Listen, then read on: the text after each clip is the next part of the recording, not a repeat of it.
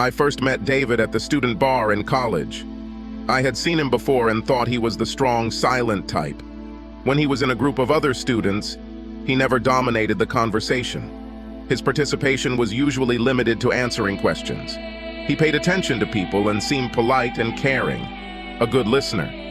When he sat alone, he looked deep in thought, always serious, and usually sad. He changed his expression and attitude if anyone joined him. He was a mystery that I wanted to solve.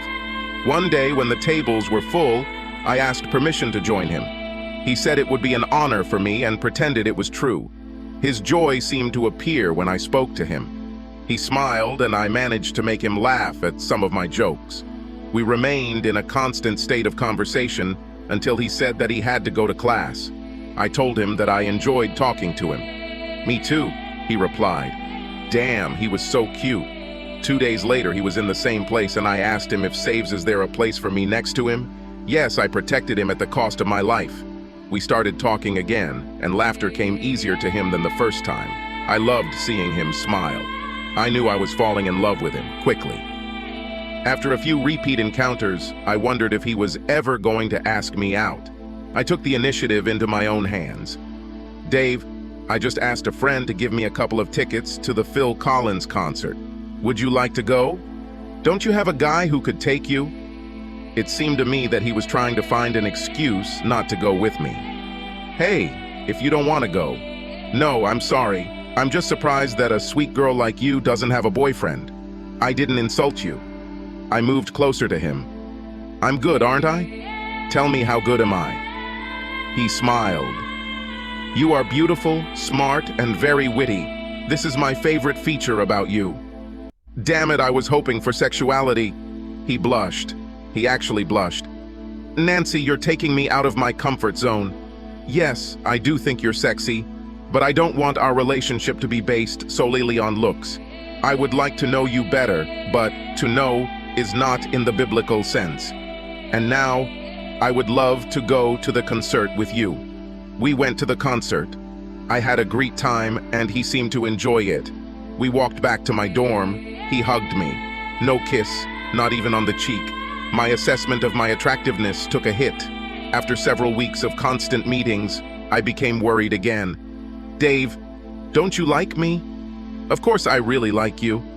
"Then why don't you ask me out on a date?" "I would like to, but are we going down a path that could end with us getting married?" "There's no reason to go down this path if we have no chance of getting married. I need 2 things before I seriously start dating a girl. I need to meet her parents, who need to approve of me dating her, and she needs to know that I don't want to have children." Think about what I just said. If you agree, set a day and time to meet with your parents. Please understand that even if you agree to these 2 things and we date, it does not necessarily mean we will get married. I just won't go on a trip until you do. I was stunned. Most of the boyfriends I had didn't want to date my parents. The no children statement was not that unusual and could perhaps be revised later. I didn't really feel that strong of feelings anyway. Dave blew my mind about men. I called my parents, who were immediately puzzled as to how serious our relationship was if he wanted to meet them. My father asked me if I was pregnant. My mother was ready to plan the wedding. I told them to behave themselves and not ruin it all. One evening, we met my parents. Dave started the conversation after some small talk and then got down to business. "Mr. and Mrs. Jackson, I appreciate your willingness to meet with me before Nancy and I start dating." I asked for this because I don't date casually. I view dating as steps towards marriage if, and only if, everything goes well. Will everything be okay for Nancy and me? I have no idea yet. All I know is I'd like to find out. My other problem is that I don't plan to have children with my wife. I hope you understand that my reasons for this are too personal for me to reveal. I know how excited some parents are for their grandchildren. If this is not acceptable to you, I will respect your decision and will not date Nancy. Having listened to what I had to say, I ask your permission to meet with your daughter. There was a long pause before my father finally spoke. "Even though Nancy is an adult and doesn't need our permission, I appreciate you talking to us first. I don't see any problem in giving ours agreeing for you two to date. I can't speak for my wife." Dave, I want Nancy to choose who she dates based solely on her own feelings. Of course, I want grandchildren, but having a happy daughter is more important. For today, you have my blessing." Dave and I thanked them and left. I hugged him tightly before we stepped off the porch. He smiled. I really liked his smile. Our dating life began that night. Dave said the right things and did the right things on our dates. We became more intimate in our kissing and touching each other, but we never had sex. We dated exclusively for a year, and I thought we had reached a plateau, a good plateau, but I wondered if we were stuck or if we were going anywhere from here. Dave, I love you. If you love me, tell me where you think we're headed as a couple. Nancy, I love you very much. I think it's time we discussed marriage. I hope this doesn't scare you as much as it does me. Scare me? Dave, sometimes you seem completely clueless. If you ask, I answer, yes.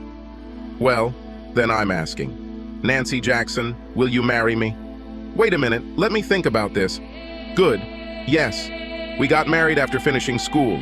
The wedding was simple to save money. Within a few months, we both had good jobs. Dave was great in bed and seemed to enjoy a lot of foreplay before sex. He did not turn out to be timid, like the virgin I took him for. He never said anything about the women he dated and/or had sex with. Neither of us ever talked about my apparent lack of virginity.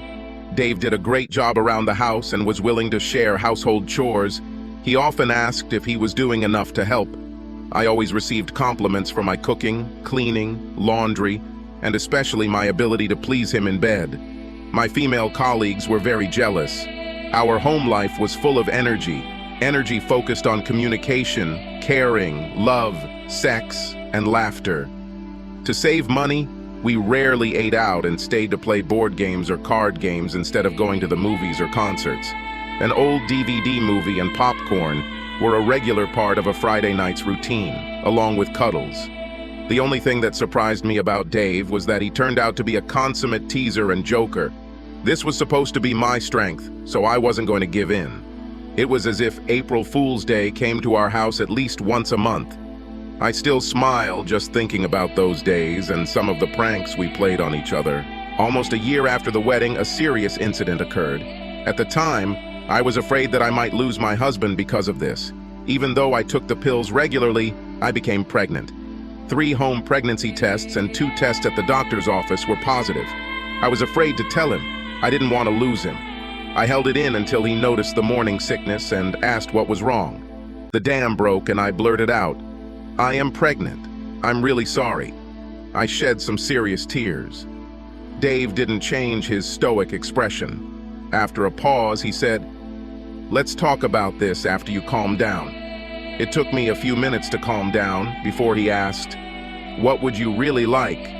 "Dave, I want to have a child, but if you want, I will keep my promise to you to live without children. I will agree to give the child up for adoption, but I will not have an abortion. You can decide for us whether to keep the child or give him up for adoption. I hope we keep it." Nancy, I don't believe in killing babies either. I was very touched when you said you wanted to keep it. This tells me a lot about your love and our marriage. I truly believe in supporting you the same way you support me. I will have to give up my previous position for your sake. For me to be happy in our marriage, you must be happy. I agree that you keep the child. I promise to be the best father I can be. You will never hear a word of regret from me. I ran up and threw myself into his arms with tears of joy. Krista was born, and she was beautiful. Dave kept his word, and I couldn't have asked for a better father for the baby. She was only 6 months old when he surprised me again. I don't think it's good for a child to be the only one. How about giving her a sibling in a year or so? You can stay home and be a mother for a while. I will have a vasectomy after the birth of our second child. I was stunned. All I could squeeze out was a week. Okay, Melody was born almost exactly 2 years after Krista. I quit my job for a few years and then went back to my old job. I never found any problems with Dave's attitude towards his parents. That doesn't mean I didn't suspect he had some problems. I just wasn't sure what the problem was or what to do about it. As earlier in college, Dave sometimes sat alone in his chair and seemed lost in thought. Sometimes this upset him to the point of tears. As wonderful as he is in every way you would want a husband to be, I got the impression that he was hiding something from me, our marriage and our family. He didn't seem fully prepared to be my husband and the girl's father. Since I had more good stories about my husband in my married life than most of my friends had about theirs, I blessed my lucky stars for what I had. With an older girl in college and a second about to enter, I reviewed life in the empty nest. I remembered how exciting dating was before marriage and what sex with Dave was like during the first time of marriage. For the first year, we barely left the bedroom on weekends. 2 kids, a job, and paying bills year after year seemed to drain the thrill of the marriage like a balloon losing helium. I really missed the good old days when we first got married, and there were only 2 of us. We had a lot of fun. I struggled to find a new purpose in my life. There was a hole in my life that children filled. How could I fill this hole now? Having an affair was an option that I sometimes considered due to the proposals I received from some very handsome men. Men still hit on me, even at my age. Some felt that my marriage enhanced my qualities rather than hindered them. There were a couple of times when the right man and the right circumstances seemed to assure me that my husband was unlikely to find out if I strayed, but I never did anything more than flirt. We often teased each other about having an office wife and an office husband. I spent a lot of time watching Dave, which I don't think he was aware of. There were times like before when I saw Dave staring into space with a sad expression on his face. I asked if anything was bothering him, and he answered, "Nothing." I knew it wasn't just like that. I suspected that there was some tragedy in his past that he was not comfortable sharing. What could I do? One day it dawned on me. Laughter was what I missed most compared to before. Dave did everything to make me laugh, and vice versa. I had one of those snorting laughs. When I inhaled while laughing, I sounded like a pig. This in turn caused more laughter and so on, until we were both crying with laughter.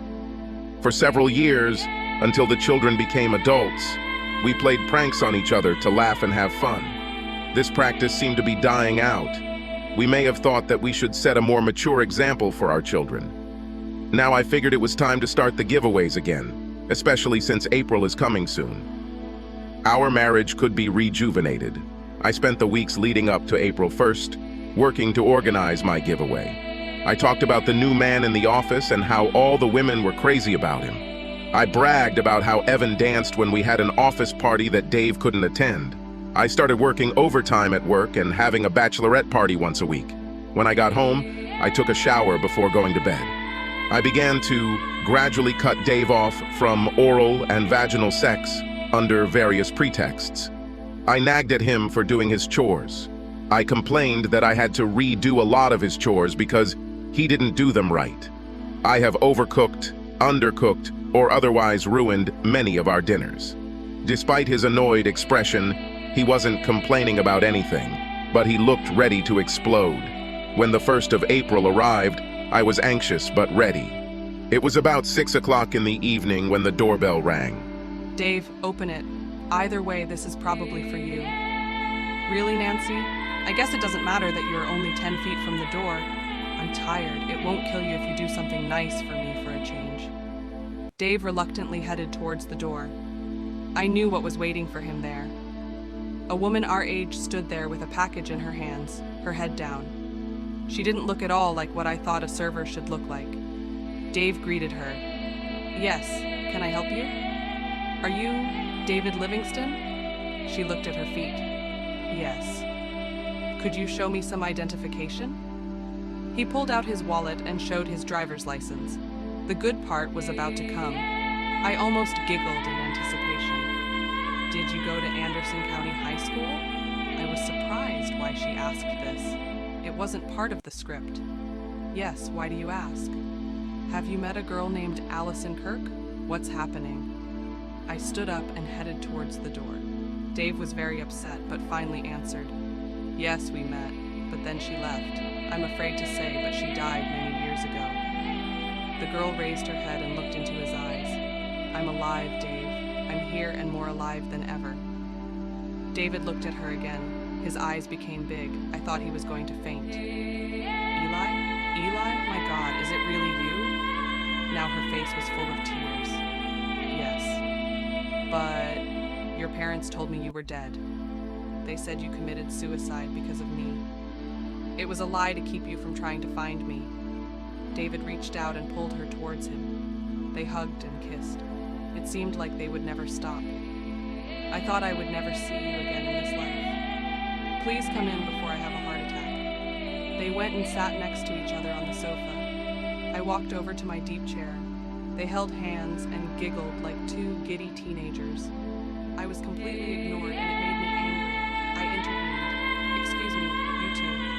Dave, can you tell me what the hell is going on here? Who is this woman and why are you groping her from all sides? Nancy, this is Allison Kirk, my first and only true love.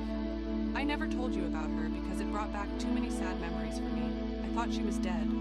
Her presence here is a miracle to me. Your one true love? I'm sorry. Who am I then? Allison and I were head over heels in love with each other in high school. We were sure that we would get married and start a family after finishing school. Her parents were very conservative and were opposed to me as a potential son-in-law. We weren't even allowed to meet. Allison was sneaking out of the house late at night. When everything was forbidden, sex didn't seem so taboo. We were going to get married soon. We had sex whenever we could. One day I ran out of condoms and we took a chance. Allison got pregnant. We planned to run away and get married, but Allison was too young to sign for herself. We needed at least one of her parents to sign the contract. We hoped that her pregnancy and my desire to marry her would convince them to sign the contract, but soon after Allison told her parents, they took her and left. Until now, I have never heard from her. Her parents called out of the blue a few months after they left and told me that Allison committed suicide because she had a child out of wedlock. The child died when she did this. Dave then turned to Allison in tears. Allison, what happened to our child? Did you have an abortion? No, I didn't want to, and my parents wouldn't let me anyway. They made up a story and told everyone that my husband served in the army and was killed. Actually, our son is now in his last year of college. He has my intelligence and an athletic body. I hope you get to know him soon. When I told him about you after my parents' funeral, he said he wanted to meet you as soon as possible. What's his name? I wanted to name him after you were birth, but my parents didn't allow it. Until recently, his name was Justin. I have officially changed his name to David Austin Livingston Jr. with his full approval. Dave was now crying like a baby. Of course I want to meet him. Someone pinch me. I can't believe this is happening. I spoke. I cannot too. David, this has gone far enough.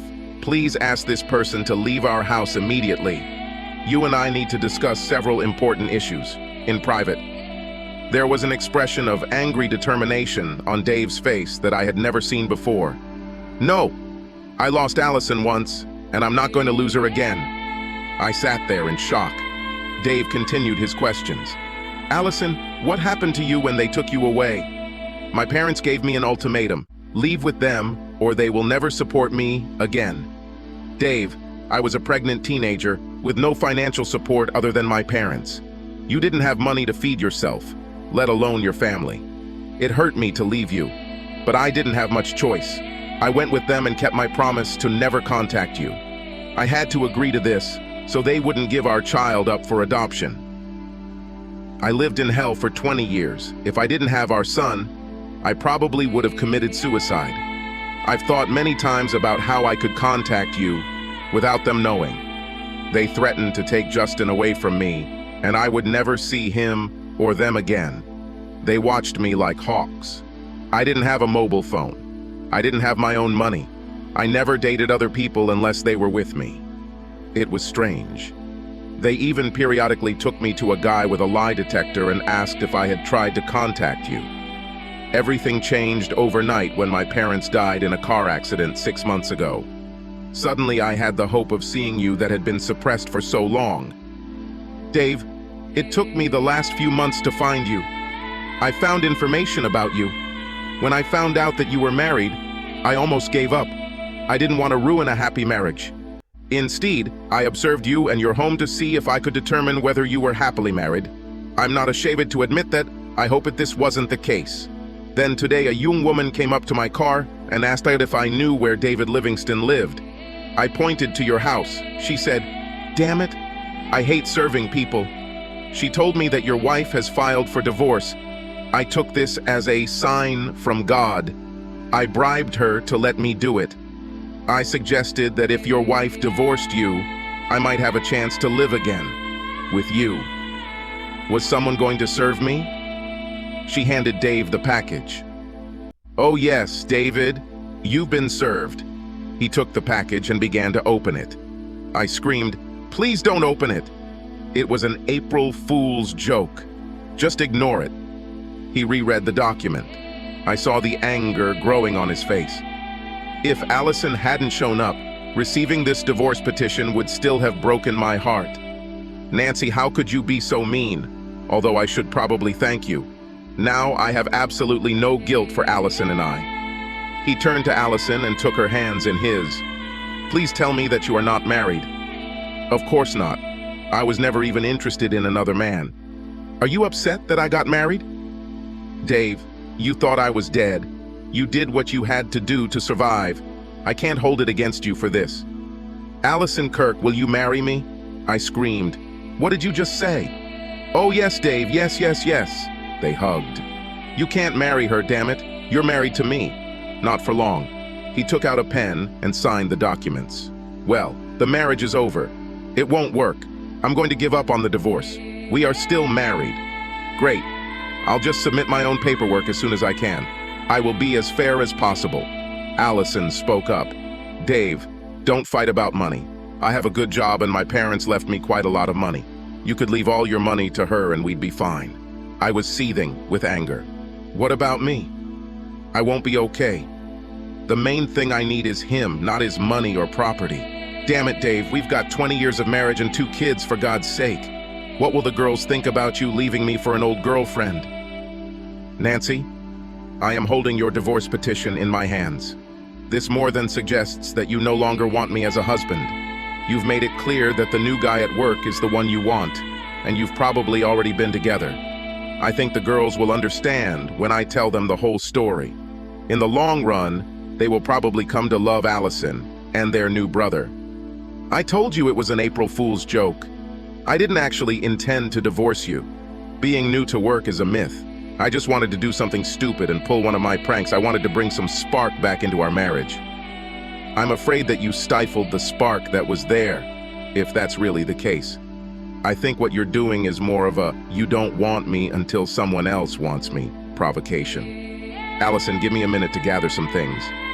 He headed upstairs to our bedroom, so we sat, 2 women, his true love, and his stupid wife, or ex-wife, depending on how you look at it. Allison spoke up. "Mrs. Livingston, I'm sorry to upset you so much, but David and I have something eternal between us.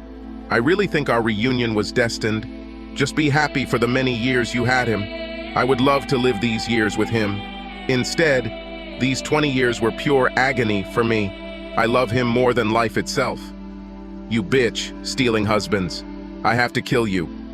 No threats, bribes, delaying tactics, or anything else will stop us now. This is the moment I've waited far too long for, and I'm not going to give it up for you or anyone else. We deserve a chance at some happiness in our lives." "What about happiness in my life? What have I done to deserve this? What are you whining about? I would never have approached him until I found out you were divorcing him. Are you deaf? It was a damn joke. April Fool's joke. You're pathetic. How do you manage to torment the one you supposedly love more than anyone else? How cruel you are. I hope we never see you again." "Don't count on it. I will fight this scam tooth and nail." Dave came down with a couple of bags packed. He turned to me. "I know this sounds sudden, but thinking about Allison was what made me look so pensive and sad at times. I thought about what I lost when Allison and our baby died. Nancy, I cared deeply about you and our marriage until the last few months. Honestly, I'm not surprised you filed for divorce. It was obvious that you didn't like me anymore and you thought you had better options with the men in your office. I suspected you were cheating during your work late sessions. As I said, I will be fair in the divorce. I think it would be better for us to no longer have any contact except through our lawyers. Allison, can we go meet our son now? Of course, my love. They kissed. I didn't remember him ever kissing me so passionately. I watched them walk to their cars. She was the first, and he followed on her heels. So much for my April Fool's joke.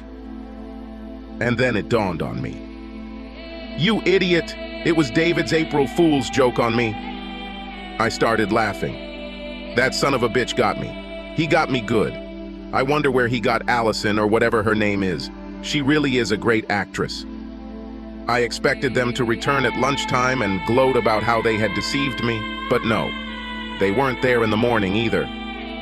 Damn it! They're really playing this joke. It wasn't until I received his divorce papers that I finally realized it wasn't a joke.